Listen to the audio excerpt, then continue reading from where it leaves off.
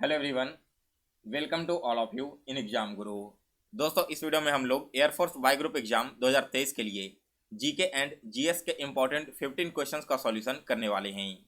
ये सारे के सारे क्वेश्चन सेलेक्टेड हैं और बिल्कुल यही प्रश्न आपको आने वाली परीक्षा में भी देखने को मिलेगा, तो वीडियो को लास्ट तक जरूर देखें।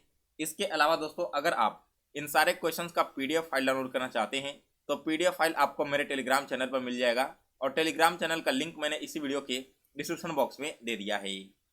वीडियो में आगे बढ़ने से पहले दोस्तों, आप सभी के लिए एक छोटी सी इन्फॉर्मेशन है। अगर आप एयरफोर्स वाई ग्रुप एग्जाम की तैयारी कर रहे हो और अभी तक GK GS and current affairs के लिए कहीं से भी कोई प्रिपरेशन नहीं किया है तो दोस्तों, यह ई बुक आप सभी के लिए खास तौर पर एयरफोर्स वाई ग्रुप एग्जाम के लिए लॉन्च किया गया है।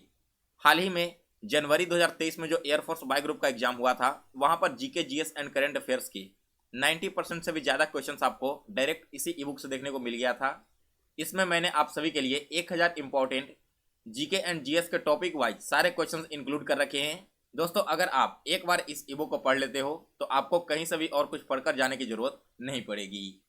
इस ई बुक को परचेज करने का दो तरीका है। सबसे पहले तो आप मुझे व्हाट्सएप नंबर पर मैसेज कर सकते हो 9430042848। यहाँ पर मैं आप सभी के साथ पेमेंट करके स्क्रीनशॉट भेजोगे तो ई बुक शेयर कर दूंगा। इसके अलावा दोस्तों, अगर आप इंस्टा मोजो से परचेज करना चाहते हो तो इंस्टा मोजो का भी लिंक मैंने इसी वीडियो के डिस्क्रिप्शन बॉक्स में दे दिया है, उस पर क्लिक करके आप परचेज कर लेना। आपके ईमेल आईडी पर यह ई बुक मेल कर दिया जाएगा। चलिए दोस्तों, अब आगे बढ़ते हैं और स्टार्ट करते हैं अपना आज का सेशन। तो सबसे पहला क्वेश्चन देखिए क्या कह रहा है कि सांची स्तूप का निर्माण किसने करवाया था। दोस्तों, आप एक बार कमेंट करके बताना अगर आपको किसी भी क्वेश्चन का राइट आंसर मालूम है तो। यह जो सांची स्तूप है इसका निर्माण करवाया था अशोक ने। सी ऑप्शन इस क्वेश्चन का करेक्ट आंसर है। बात करें सांची स्तूप कहाँ पर स्थित है, तो यह स्थित है दोस्तों मध्य प्रदेश राज्य में। और यह जो सांची स्तूप है ना, यह आपके बौद्ध धर्म से रिलेटेड है।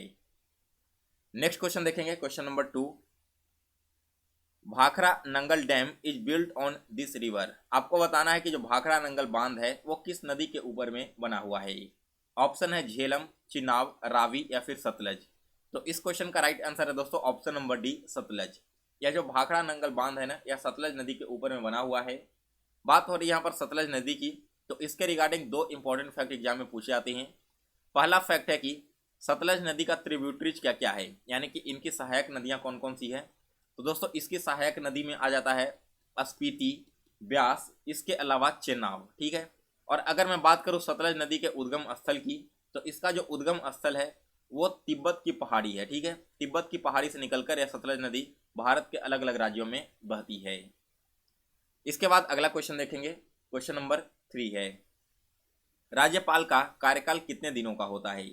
देखिए दोस्तों, किसी भी स्टेट के जो गवर्नर होते हैं उनका कार्यकाल होता है 5 वर्षों का, यानी कि बी ऑप्शन इस क्वेश्चन का करेक्ट आंसर है। इसके अलावा दोस्तों, एक और इम्पॉर्टेंट क्वेश्चन पूछा जाता है कि राज्यपाल बनने के लिए न्यूनतम उम्र सीमा क्या है और राज्यपाल की नियुक्ति कौन करता है। तो दोस्तों, सबसे पहला क्वेश्चन का जवाब है कि राज्यपाल की जो न्यूनतम उम्र होनी चाहिए वो 35 वर्ष की, यानी कि अगर आप राज्यपाल की पोस्ट के लिए खड़े हो रहे हो तो आपकी मिनिमम एज 35 ईयर्स की होनी चाहिए। सेकंड, यहाँ पर फैक्ट पूछा जाता है कि राज्यपाल की नियुक्ति किसके द्वारा की जाती है। तो दोस्तों, हमारे जो देश के राष्ट्रपति हैं, यानी कि प्रेसिडेंट ऑफ इंडिया के द्वारा गवर्नर का अपॉइंटमेंट होता है। इसके अलावा दोस्तों, जो चीफ जस्टिस ऑफ इंडिया हैं, इनकी भी नियुक्ति किसके द्वारा करवाई जाती है, तो इनकी भी नियुक्ति होती है दोस्तों प्रेसिडेंट के द्वारा। यहाँ पर मैंने आपको 3 से 4 एक्स्ट्रा फैक्ट बताए हैं जो आपके एग्जाम के लिए बहुत ज़्यादा इंपॉर्टेंट है। इन सारे फैक्ट्स को आप लोग याद रखना। इसके बाद अगला क्वेश्चन है 5 नंबर। पांचवा क्वेश्चन है दोस्तों कि ड्यूस शब्द का संबंध किस खेल से है। दोस्तों, यह जो ड्यूस शब्द है इसका संबंध है टेनिस से, यानी कि डी ऑप्शन इस क्वेश्चन का करेक्ट आंसर है। एक्चुअली में दोस्तों, ड्यूस शब्द का उपयोग टेनिस खेल में दोनों खिलाड़ियों के बीच कब किया जाता है, तो देखिए जब दोनों ही खिलाड़ियों का जो स्कोर है ना वो 40 पॉइंट्स हो जाता है और जीतने के लिए 2 एक्स्ट्रा पॉइंट्स की जरूरत होती है, तो इस टर्म पर एक गेम किया जाता है। इस गेम का नाम होता है ड्यूस गेम। सो इसके बाद नेक्स्ट है क्वेश्चन नंबर 6। निम्नलिखित में से किस दिन राष्ट्रीय खेल दिवस मनाया जाता है। दोस्तों, राष्ट्रीय खेल दिवस यह मनाया जाता है प्रत्येक वर्ष 29 अगस्त को, यानी कि ऑप्शन नंबर ए इस क्वेश्चन का करेक्ट आंसर है। दोस्तों, यह खेल दिवस क्यों मनाया जाता है, तो 29 अगस्त को ही मेजर ध्यानचंद का जन्म दिवस है और उनके जन्म दिवस के अवसर पर हम ही राष्ट्रीय खेल दिवस मनाते हैं। बात करें यहाँ पर मेजर ध्यानचंद की तो उन्हें हॉकी का जादूगर कहा जाता है। इसके अलावा दोस्तों उन्होंने 1928 में, 1932 में और 1936 में ओलंपिक में हॉकी की तरफ से गोल्ड मेडल जीता था। नेक्स्ट क्वेश्चन है क्वेश्चन नंबर 7। इसमें प्लास्टर ऑफ पेरिस जमा रहता है। आपको बताना है कि जो प्लास्टर ऑफ पेरिस है इसे किस चीज़ में स्टोर करके रखा जाता है। तो करेक्ट आंसर है दोस्तों मॉइस्चर प्रूफ कंटेनर में। बी ऑप्शन इस क्वेश्चन का करेक्ट आंसर है। दोस्तों आपका जो प्लास्टर ऑफ पेरिस है इसे मॉइस्चर प्रूफ कंटेनर में क्यों रखा जाता है, इसके पीछे का रीजन है दोस्तों कि आपकी जो प्लास्टर ऑफ पेरिस है यह बनी होती है कैल्शियम सल्फेट से और वाटर के क्रिस्टलाइन फॉर्म को मिला करके। अगर यह ओपन एयर के संपर्क में आएगा तो कुछ ही समय के बाद यह जो आपकी जिप्सम है ना, जिसे आप प्लास्टर ऑफ पेरिस कहते हो, काफ़ी ज़्यादा स्ट्रॉन्ग यानी कि हार्ड हो जाएगा। इसी वजह से इसे ऐसे कंटेनर में रखा जाता है जिसमें किसी भी तरह का नमी मौजूद नहीं हो। इसका बेस्ट एग्जाम्पल है, आपने देखा होगा कि जब घर में सीमेंट आता है, अगर आप सीमेंट को यूज किए बिना ऐसे ही छोड़ दोगे ना खुले में, तो कुछ ही दिनों के बाद वो सीमेंट पूरी तरह से जमकर पत्थर जैसा हो जाता है। ऐसा इसलिए होता है दोस्तों क्योंकि सीमेंट भी क्या है, जिप्सम का ही बना हुआ है। इसी वजह से वहाँ पर भी रिएक्शन होता है खुले में आने के बाद और यहाँ पर ये रिएक्ट करने के बाद हार्ड हो जाता है। इसके बाद अगला क्वेश्चन देखते हैं। तो नेक्स्ट क्वेश्चन कह रहा है कि a pendulum oscillates 60 times in 8 seconds, it's time period is. एक लोलक है जो 8 सेकंड में 60 बार दोलन करता है। आपको बताना है कि इसकी समय अवधि क्या होगी। दोस्तों इसका जो अगर टाइम पीरियड आप निकालोगे ना, तो टाइम पीरियड निकालने का फॉर्मूला हो जाएगा total time by total revolution. तो यहाँ पर टाइम आपका 8 सेकंड का है और कितने बार ये मूव करता है तो 60 टाइम्स। डिवाइड कर दो दोनों को, डिवाइड करने के बाद आएगा 0.13 सेकेंड्स। दैट मीन्स कि डी ऑप्शन इस क्वेश्चन का करेक्ट आंसर है। इसके बाद अगला क्वेश्चन है कि प्रकाश का अपवर्तन यानी कि refraction of light is responsible for. 4 options दिए गए हैं, shadow building, twinkling of stars, blue colour of sky and rainbow. दोस्तों यहाँ पर जो रिफ्रैक्शन ऑफ लाइट होता है ना, इसकी वजह से ट्विंकलिंग ऑफ स्टार्स नामक फेनोमेनन होता है। एक्चुअली होता क्या है कि जब स्टार्स लाइट को इमिट करते हैं तो वो अलग अलग मीडियम से होते हुए हमारी आंखों तक पहुंचता है और अलग अलग मीडियम में लाइट का रिफ्रैक्शन हो जाता है। इसी वजह से स्टार्स हमें दिखता है कि ट्विंकल कर रहा है यानी कि वो चमक रहा है।